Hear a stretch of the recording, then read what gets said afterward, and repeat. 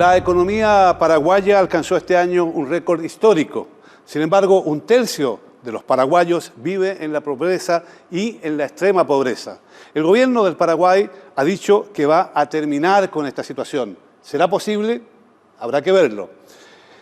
Bienvenidos a Claves, y esta es una coproducción de la televisión alemana Deutsche Welle y Paraguay Televisión. En la moderación hoy día me acompaña mi colega Gloria de la Gracia, de Paraguay Televisión. Bienvenido, Gonzalo, y ya pasamos a presentarle los invitados de hoy del programa.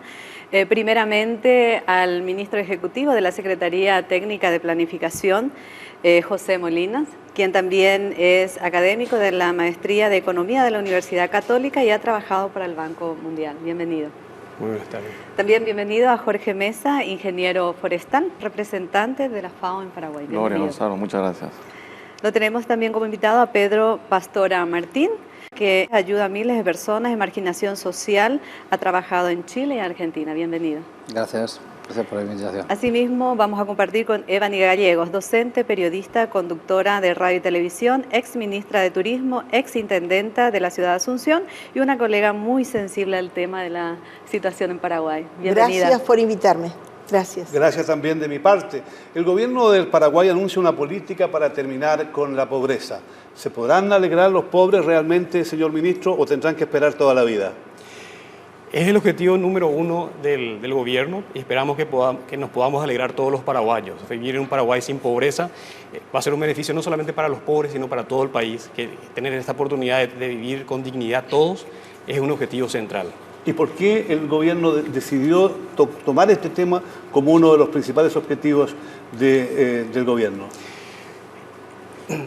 Todos los gobiernos deberían hacer lo mismo. Es el objetivo de desarrollo a nivel mundial número uno. La reducción de la pobreza extrema y la reducción del hambre es el primer objetivo en que el mundo se ha puesto de acuerdo. Sin embargo, en nuestro país, lamentablemente, midiéndolo con las líneas de pobreza nacionales, cuando se la empezó a medir en 1997, el nivel de pobreza era del 18,8%. 14 años después, con la última medición en el año 2011, el nivel de pobreza extrema, que significa una situación de hambre relativo, continuaba siendo del 18%. ¿Cómo no poner como objetivo número uno que paraguayos puedan vivir con dignidad, con un piso mínimo de dignidad, cuando en 14 años de medición no se ha avanzado nada? Pedro, esta situación, las personas que estén en marginalidad, ¿cómo lo pueden tomar? ¿Es una decisión política? Se ha escuchado muchas veces presentaciones. ¿Qué lo hace diferente? ¿Cómo se toma esta decisión? Al nivel que me toca vivir, ¿no? Trabajando siempre con personas marginales, con personas con una problemática social grave o extrema a veces, situaciones familiares y demás. A mí, personalmente, como español primero, me sorprende que Paraguay, con el índice de habitantes que tiene, no haya superado ya. Porque si hay países que puedan hacerlo, uno de ellos es Paraguay. O sea, yo me ha tocado vivir en otros países y para ello también un poco les animo. Yo veo también un gobierno que quiere y que está preocupado, también tengo que decirlo, por lo que me toca vivir con ellos, que ya estamos ahora trabajando en varios proyectos. Y la verdad que vemos, gracias a Dios, ¿no?, un interés positivo, ¿no?, del gobierno a querer combatir. Y yo creo que hay muchas posibilidades de poderlo a un corto o largo plazo avanzar.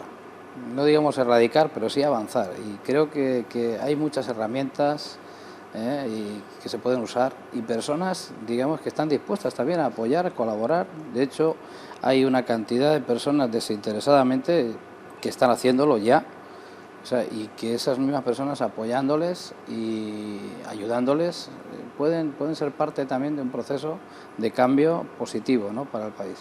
Estamos escuchando a Pedro, que representa una organización que funciona en varios países del mundo, que realizan un trabajo realmente ejemplar para ayudar a los sectores pobres. Pero ¿cuál es el mapa de la pobreza que tienen las Naciones Unidas a la cual pertenece FAO? ¿Cómo es este drama en números y en realidad, Jorge. En América Latina desde 1990 hasta el 2012 ha habido una caída sustancial en el índice de la pobreza. En 1990 era alrededor del 50%, el 48% de la población vivía en una situación de pobreza. Actualmente la cifra va por en torno al 28%. Y la extrema pobreza en 1990 era del 22%, ahora llega al 11%. Ha habido una caída de alrededor del 50% en la cifra en términos porcentuales. Pero el tema es que en los últimos años, desde 2010 hasta la fecha, ha habido una reducción en la caída de la pobreza. Se nota en las cifras de que ya no es tan significativa como fue desde 1990 hasta la fecha. Pero igual tenemos un significativo número de pobres.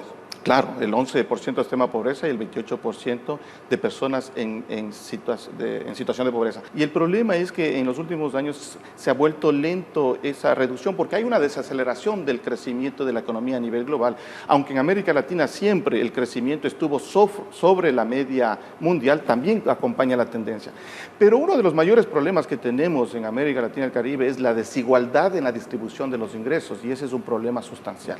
Mientras el 10%, el quintil más pobre, el 20% de la población que recibe alrededor de solamente el 5% de los ingresos, el quintil más rico recibe alrededor del 47% de los ingresos. Entonces, bajo esa desigualdad en la distribución del ingreso, es muy difícil reducir la pobreza aún más, y ahí hay que entrar en temas más estructurantes y estructurales sociales.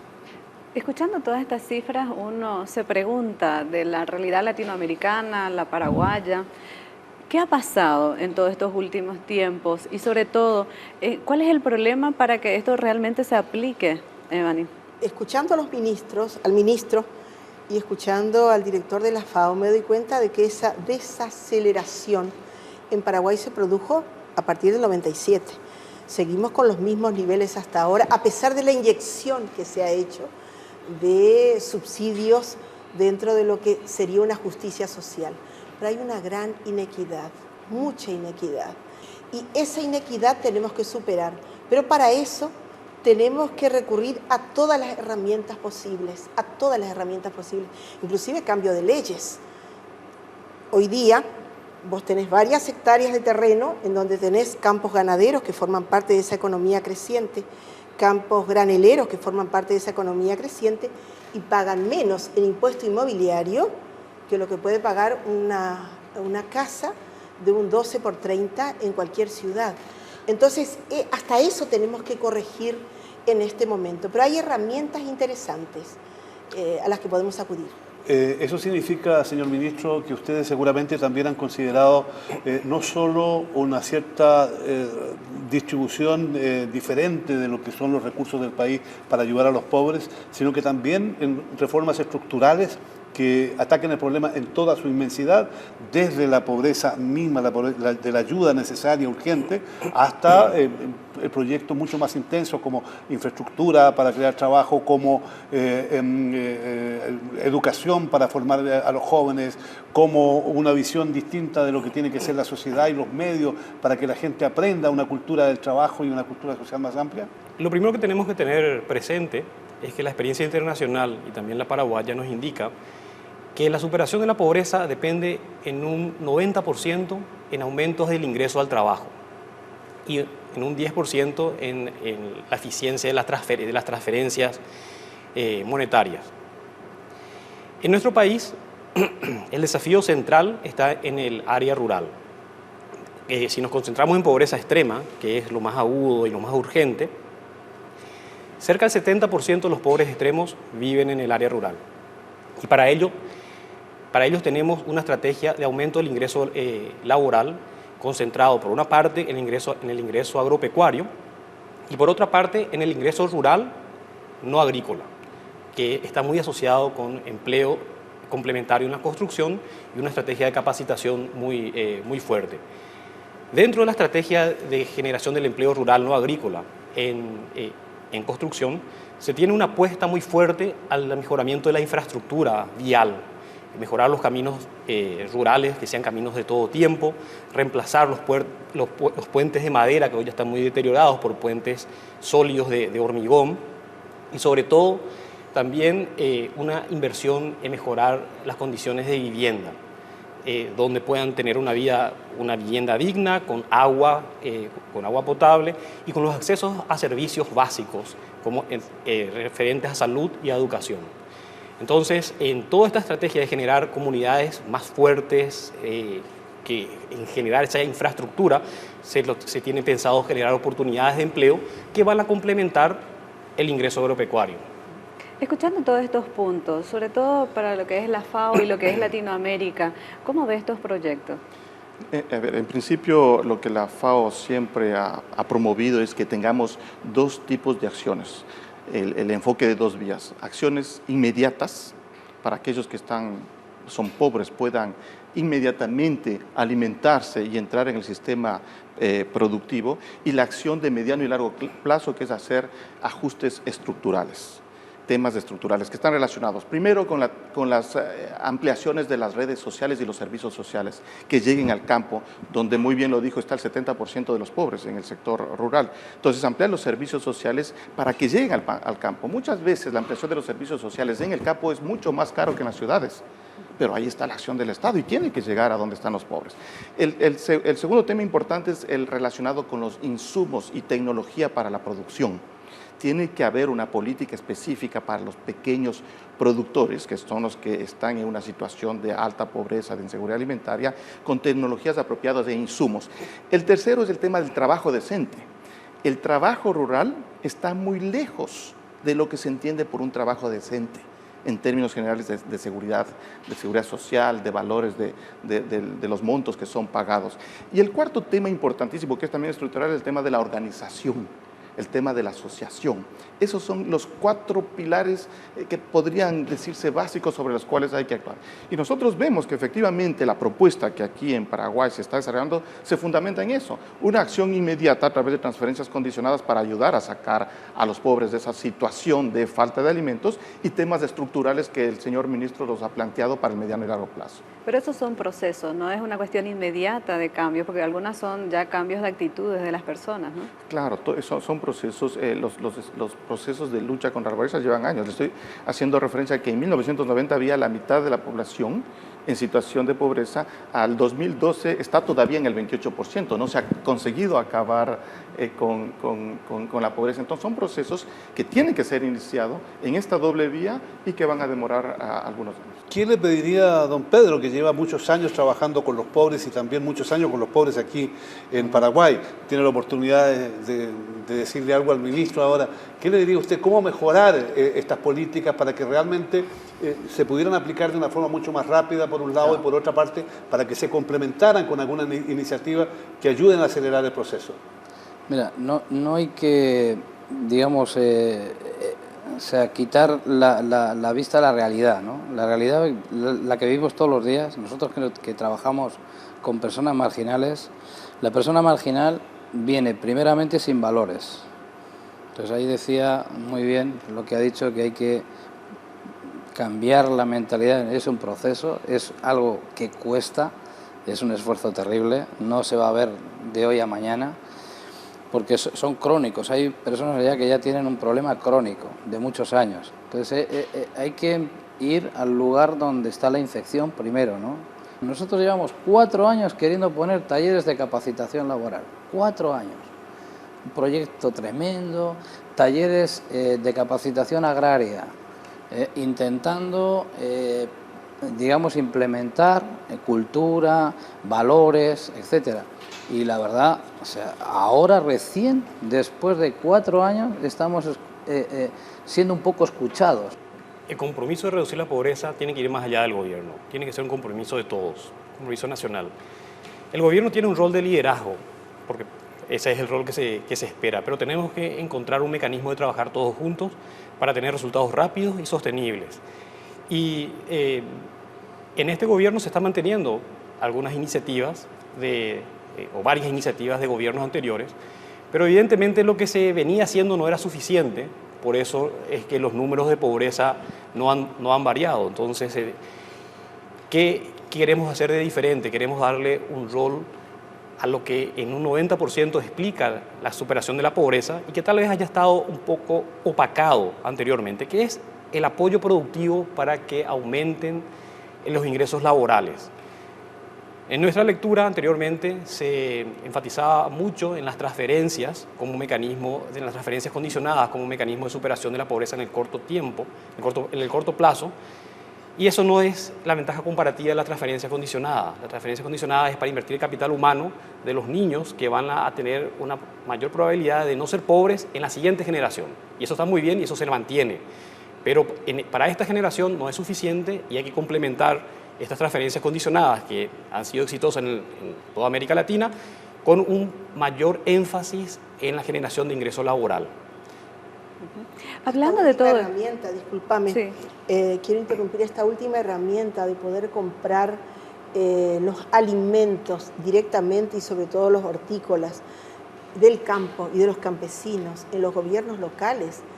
Sería fantástico si es que esto puede llegar rápidamente a vincular a municipios, ministerios con ese sector campesino que tal vez sembrando, no sé, una hectárea de lechugas o de hortalizas puede llegar a cubrir las necesidades escolares, por ejemplo, de esa comunidad. Ese abroquelamiento sería fundamental, porque el dinero existe, está en este momento, y hay que gastarlo, hay que utilizarlo, y en ese sector que tanto necesita debería ser incentivado, y se está haciendo. Se está intentando, pero empezó muy hace unos meses nada más, un mes, ¿verdad? Bueno, la administración tiene 6 meses hasta el momento. 6 meses, pero esto surgió hace poco. El decreto fue del 27 de diciembre y ahora están en los primeros pasos de implementación. Para mí eso es fabuloso. Pero básicamente lo que dice Evan es fundamental. Existen 150.000 familias en pobreza extrema en el campo. Muchas de ellas no tienen acceso a una asistencia técnica de calidad. La meta del gobierno es este año llegar con asistencia técnica de calidad a 120.000 familias y complementar esta asistencia técnica y aumento de la producción con mejores canales de comercialización. Y los canales de comercialización son los canales con el sector privado, pero también con el sector público. Y ha habido un decreto, el que menciona Evany, que permite a las escuelas, a las cárceles, a las comisarías, comprar directamente de la agricultura familiar como un medio de incentivar la producción de esta agricultura familiar donde se concentra gran parte de la pobreza extrema. Ministro, ¿por qué lo hacen? ¿Lo hacen porque ustedes han tenido una relación con la pobreza muy grande en el pasado, porque son sensibles al tema? ¿Lo hacen porque quieren responder a las demandas de las organizaciones internacionales?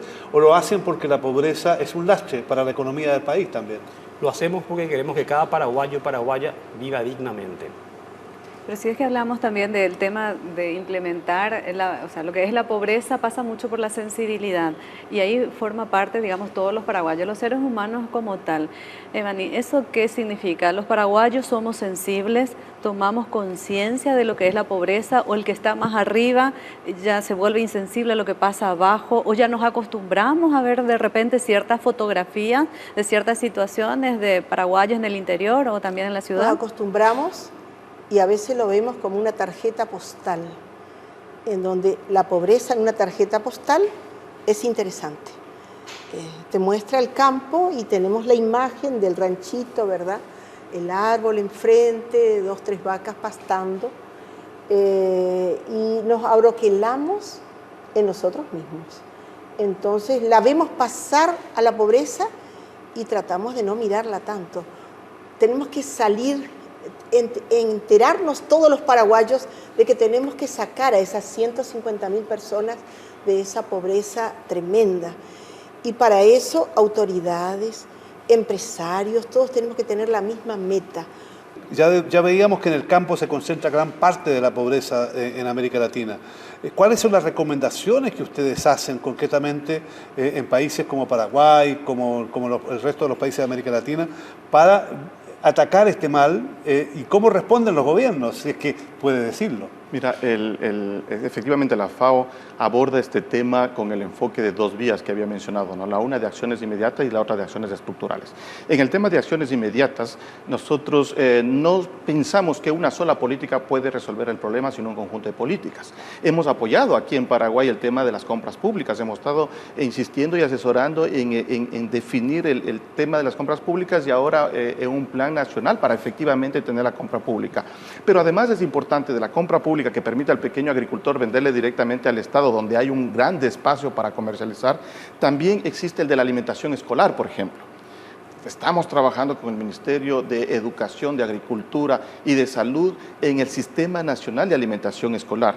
También es importante pensar en la alimentación de la madre en gestación y de los niños recién nacidos. Y ahí trabajamos con el Ministerio de Salud, con la OPS, OMS, en promover ese tipo de políticas públicas que son de acciones inmediatas, además de las transferencias condicionadas de las cuales hemos conversado, que efectivamente han dado un impacto significativo en ayudar a sacar de la pobreza a un sinnúmero de personas. El problema es que esas acciones inmediatas no estabilizan a la población en una clase media o fuera de la pobreza. Se quedan muchas veces flotando en la línea de pobreza y cuando los precios de los alimentos, por ejemplo, suben, inmediatamente regresan a su situación de pobreza. O cuando sus ingresos se disminuyen por algún motivo, también caen en la situación de pobreza. Y de ahí vienen las acciones estructurales que les había hecho referencia y que el señor ministro también está haciendo referencia, que es necesario vincularlas y trabajar en paralelo con las acciones inmediatas, estructurales de ampliación de los servicios sociales hacia el medio rural y los insumos, tecnología, del trabajo decente y también de la organización y de la asociación. Pero es importante aquí que toda la sociedad entienda que este es un problema común y que la solución también está en el problema, en tener políticas para permitir que los pobres se desarrollen. Esa es parte de la solución, porque hay una serie de ventajas para la sociedad en atender la pobreza y a los pobres. Una de las ventajas básicamente es que le estás dando posibilidad a una persona de incorporarse en el sistema productivo, ¿no? Entonces no hay que verle como un gasto social, sino como una inversión social, ¿no? Otra de las ventajas importantes es que ese pobre mejor alimentado, en mejor situación, él se va a convertir en un actor social importante y activo de la sociedad. Entonces hay una serie de elementos que están vinculados a este tema. Cuando estamos hablando de cuestiones estructurales que le corresponden al Estado o de servicios, cuando hablamos de salud y educación, digamos, son cuestiones que uno puede estar organizando. Pero ¿qué más se puede dar? ¿Qué más también como ciudadanos pueden apoyar o qué más se puede aportar? Bueno, cuando hablamos de cuestiones estructurales, hablamos de nuestro modelo económico. Y análisis reciente que estuvimos realizando con las encuestas de hogares desde el 2003 al 2011, vemos que hay un proceso en la dirección correcta de mayor igualdad y disminución de pobreza en las áreas urbanas, pero no así en las áreas rurales. Entonces, tenemos una fuerte llamada de atención de que tenemos que ver acciones correctivas, de tener un modelo económico más inclusivo también para el sector rural. Y notamos que nuestro sector rural está dividido en dos grupos: en la economía empresarial, que está exportando a niveles de competitividad mundial. La producción de soja aquí es de las más competitivas del mundo, la producción de carne de las más competitivas del mundo, pero los productos de la agricultura familiar están aislados de este proceso. Entonces, como una política estructural, queremos tener una política de inclusión para este segmento amplio de muchas familias, cerca de 200.000 familias. La asistencia técnica es un canal importante porque va a permitir la incorporación de tecnología aplicada a la agricultura familiar. Pero no solamente la producción es importante, sino también la comercialización. Y para tener una comercialización adecuada, la infraestructura es importante. No puede ser que nos acostumbremos a tener caminos muy malos que aíslen a comunidades enteras. Así no se tienen las precondiciones para tener una economía inclusiva. Y esas son las medidas que estamos planteando ya en el corto plazo. La asistencia técnica llegará este año a 120.000 familias de las 150.000 que están en pobreza extrema, y ya empezar un proceso de inversión de infraestructura rural importante, tanto a nivel de fincas como a nivel del entorno comunitario. Don Pedro, indudablemente nos alegramos todos que se comiencen a hacer cosas en una dirección correcta. Usted mismo lo decía antes, esto llevará mucho tiempo, claro que es cierto. Pero, ¿qué pasa con la gente con la cual usted trabaja? Digamos que, concretamente, que usted, entre otras cosas, trabaja con presos, personas que están privadas de su libertad por haber cometido delitos. Es decir, están en el escalón casi más bajo que de la sociedad. Esa gente ha llegado ahí por la pobreza, en muchos de ellos, por el desconocimiento, por la incultura. Es decir, el Estado latinoamericano, en concreto, no le ha otorgado a esa gente otras posibilidades y por eso en general pasa eso. ¿Qué ocurriría si esa gente hubiese tenido otras posibilidades? ¿Estarían ahí? No, indudablemente que no. El 90% de las personas que creo que están hoy día, digamos, internos en Tacumbú, son lugares, como antes decía, marginados. O sea, indudablemente hay una fábrica de marginados, hay una fábrica de pobreza dentro de esos lugares. Yo digo, si cualquier país que quiere cambiar, primero que tiene que hacer es, digamos, enfocar en los lugares donde hay... O sea, yo creo que no hay nada nuevo, que no hay nada que inventar. Hay otros lugares, a mí me ha tocado vivir en sitios, ciudades, donde ha habido también marginación y curiosamente me gustó en gran manera San Luis, en Argentina. Había muchas personas marginales y el mismo gobierno contrató a las personas, les dio trabajo, les dio pequeñas huertas, les dio, digamos, pequeñas plan de familia, era iniciativas, y no es que los contratara para siempre, los contrató por un tiempo. Curiosamente, San Luis emergió de una forma tremenda y construyó una ciudad paralela al lado, ¿no? Construyó el estadio de fútbol más moderno de Sudamérica en aquel entonces, no sé si habrán construido algún otro después. Hicieron 500 kilómetros de autopista. O sea, y a mí, personalmente, después de haber vivido también el famoso cacerolazo en Argentina, me era un poco contra... O sea, yo veía San Luis y veía el país completo y decía, ¿cómo puede ser? San Luis es un oasis dentro de la problemática que hay en Argentina, ¿no? O sea, a veces buscamos estadística, pero la realidad es lo que funciona y a veces es práctico. Una persona, yo cuando veo personas que, claro, tengo que empezar a trabajar con ellas y no saben hacer absolutamente nada, lo único que han hecho, como mucho, es lavar vidrios o cuidar autos o qué sé yo, o sea, tienes que empezar a implantar una cultura diferente en sus vidas, de trabajo, de que hay otra forma de vida que quizá ni conocen, que la han visto a lo lejos. Entonces, ese es el trabajo, digamos, que hay que llegar a implantar. O sea, si las personas no reciben, ¿no? Digamos, un trabajo, o sea, una cultura de trabajo, y que el trabajo es prosperidad, que el trabajo dignifica a la persona, que el trabajo cambia, transforma y te va a dar, digamos, medios para poder realizarte en la vida. Vas a poder ser alguien mucho mejor. O sea, yo creo que es un tema de abajo, ¿no? Indudablemente, claro, si ya en las escuelas ya lo vas implantando, como decía el ministro, a futuro, indudablemente los que ya están siendo, digamos, trabajados, van a salir. Pero, ¿qué hacemos con los que no? Yo creo que ese es porque yo visito, voy como todos, ¿no? Ciudadano de a pie, y vemos en el campo y vemos a veces la precariedad con que viven las personas, pero son conformistas, muchos de ellos. Y a mí me choca, ¿no? De ver personas, digo, que se conforman. Se conforman, pero eso es parte, como decías, de la cultura, que se ha desarrollado con los tiempos y son cosas que también pueden cambiar. Sí, por el otro lado, estamos hablando de pobreza y situaciones, informaciones que nos dan o datos que son reales, inclusive lo del Fondo Monetario, de que el país está sólidamente creciendo y que eso es importante. Hablamos del tema de trabajo. Entonces, ¿qué es lo que pasa? O sea, hay un sector elevado, falta trabajo, inclusive tenemos la posibilidad de la alianza público-privada que da que países, empresarios, inversores de otros países ven a Paraguay como una buena posibilidad. Entonces, ¿qué pasa? ¿Cómo llega?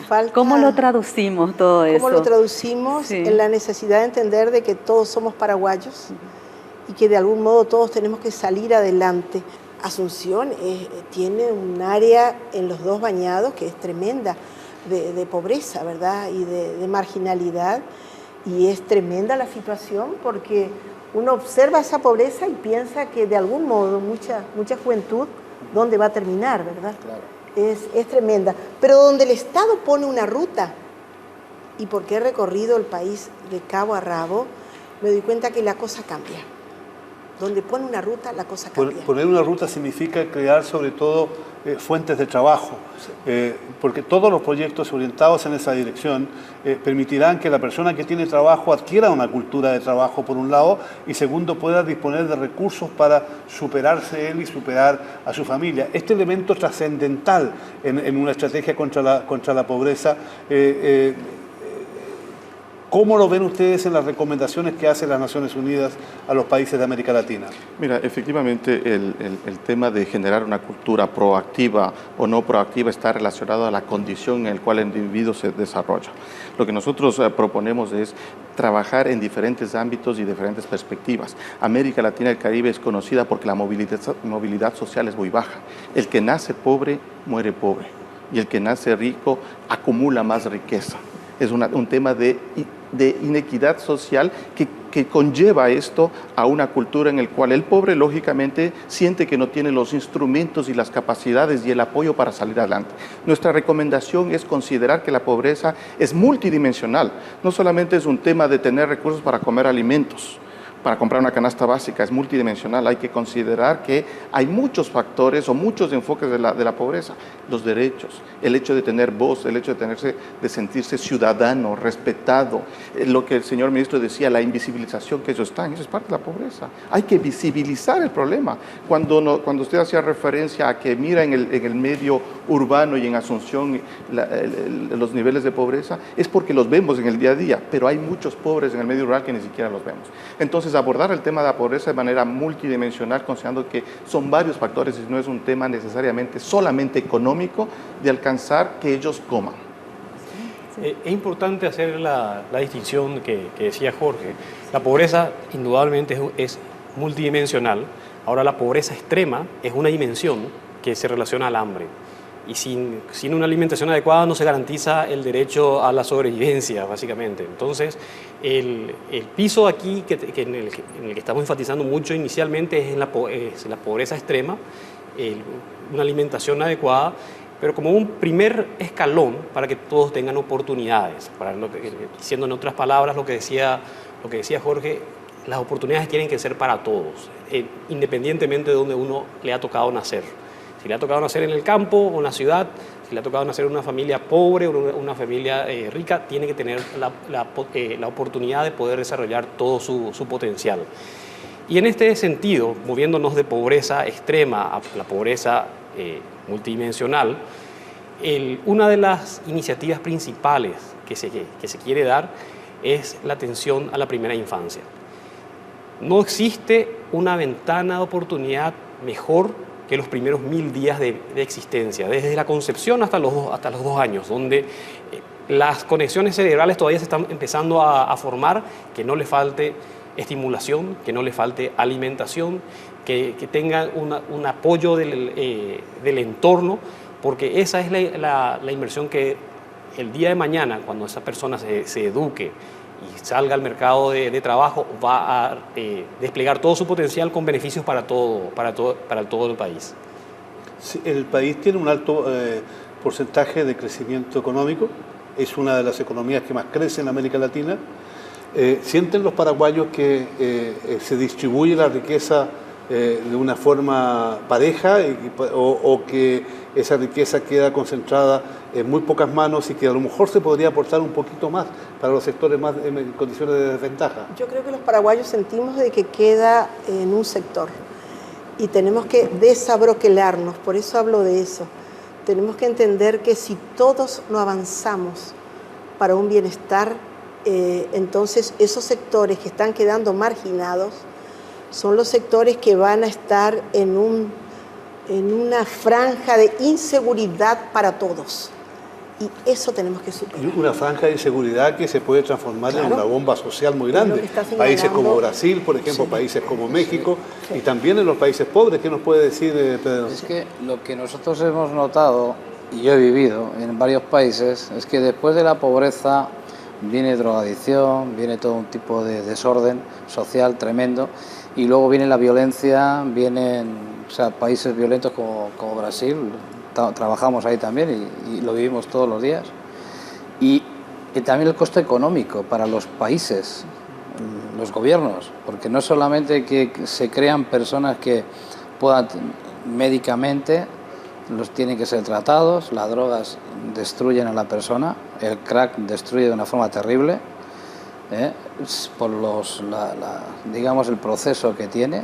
Uno de ellos el otro día estuve viendo cómo se cocinaba, ¿no?, el crack, y me quedé impresionado, a pesar de que trabajo en drogadicción, pero nunca me pude imaginar que usaban ácido muriático, que soda cáustica, incluso ácido sulfúrico, y que eso se lo están consumiendo la juventud, y eso pues indudablemente ocasiona un deterioro digamos, de la salud tremendo, que luego va a repercutir en los hospitales, va a repercutir digamos, el Ministerio de Justicia y Trabajo, en los abogados, en los jueces, y todo un lastre para los gobiernos y para los países, porque tienen que hacer frente también a esto. Esto también, indudablemente, frena, ¿no? Y es bueno, yo por lo menos una apreciación, ¿no?, que me gustaría también compartir, ¿no? Cuando se habla, por ejemplo, de la reducción del 50% de la extrema pobreza, ¿eso en qué cambia para el país a nivel internacional, internamente, que también es importante? Bueno, el cambio sustancial es que tienes más personas en posibilidades de desarrollarse mejor y de construir una sociedad mejor. Uno de los problemas es que la pobreza también se transfiere por el hambre. Cuando una mujer no se alimenta bien, porque no tiene recursos para poder comprar los alimentos, va a tener un hijo con un desarrollo limitado, no adecuado al desarrollo que debería tener una madre bien alimentada. Y si ese niño no se alimenta bien en los primeros 1000 días, va a tener desventajas fuertes para poder desarrollarse e incluirse dentro de una sociedad. Entonces, lo que el señor ministro decía es correcto. Tenemos que pensar que la alimentación es esencial. Tenemos que buscar que todas las personas se alimenten como parte de una justicia social equitativa, porque la pobreza se transfiere también por la falta de alimentos y la desnutrición. Señor ministro, naturalmente cuando se trata de luchar contra la pobreza, en teoría todos deberíamos estar de acuerdo. O sea, cualquiera que esté viendo el programa va a decir, sí, yo también estoy de acuerdo. Pero en la práctica, ya lo decíamos hace un rato, el egoísmo es bastante grande también en todas nuestras sociedades.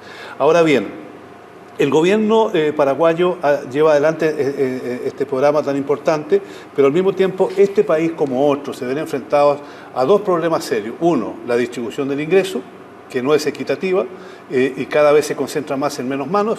Y segundo, hay evasión tributaria. Y también, no me refiero a Paraguay, pero en América Latina en general, hay grados de corrupción enormes en países pequeños, pero también en países grandes como México. ¿Cómo, señor ministro, podemos hacer frente a la pobreza si se mantienen estas lacras de la sociedad? Sí, esos son los desafíos más grandes. Estamos ahora en elaboración del Plan Nacional de Desarrollo, en procesos de consulta con la sociedad civil y en todos los departamentos, y uno de los elementos principales señalados es precisamente la gestión transparente, políticas de anticorrupción y de gestión del Estado eficiente. No hay política pública que pueda conseguir el resultado si no se tiene un sistema de control ciudadano con mucha transparencia y que haga que el sector público pueda tener una gestión efectiva. Y en los últimos meses estamos viendo avances muy importantes. Estamos viendo manifestaciones ciudadanas que se están empoderando de hacer un control de la cosa pública con niveles de eficiencia muy llamativos. Una gestión del Estado que pretende ser fortalecida, donde ha habido un compromiso públicamente asumido que todos los cargos van a ser por méritos y que está siendo muy bien recibida por la sociedad. Hay una nueva ley de alianzas público-privadas, como mencionaba Gloria, que permite la canalización de recursos privados a infraestructura pública, a infraestructura que son necesarias en un país con carencias de infraestructura y que va a permitir tener una economía más inclusiva. Estos son elementos esperanzadores que van a permitir tener una economía más igualitaria, que ya la estamos teniendo en el área urbana de a poco, pero necesitamos tenerla en el área rural. Nuestros niveles de desigualdad todavía son altos. Habría que decir quizás al final de este programa algo muy importante, y es que gran parte de las iniciativas que se han llevado a cabo en los últimos años han tenido que ver con ONGs o organizaciones no gubernamentales, como el caso de la de don Pedro, o bien también gracias a la cooperación internacional. Sin embargo, la cooperación internacional tiende a disminuir cada vez más. Tendrán los países que asumir su propia responsabilidad en la lucha contra la pobreza y la superación de los males que impiden el desarrollo. ¿Qué recomendaciones entrega las Naciones Unidas? Bueno, el principio de la cooperación es no sustituir al Estado en ningún momento. El principio de la cooperación es trabajar con el Estado en ciertos temas específicos donde hay ventajas tecnológicas, conocimiento que pueden aportar en los programas de gobierno. Nuestra recomendación es esa.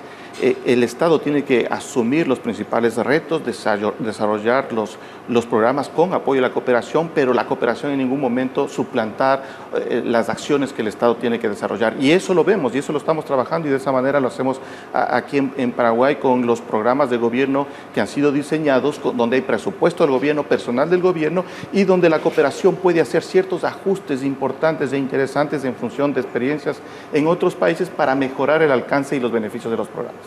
Sin duda alguna que Paraguay está viviendo un momento especial en la lucha contra la pobreza, y sin duda también que es un trabajo que tienen que hacer los paraguayos mismos. La ayuda internacional es cada vez menor y será cada vez menor con los tiempos que estamos viviendo. Por lo tanto, no hay menos que desearle suerte al gobierno y a las autoridades para que se ataque el problema de la pobreza en su real dimensión, y que lo mismo hagan otros gobiernos de América Latina. Gracias por acompañarnos, gracias por estar con nosotros.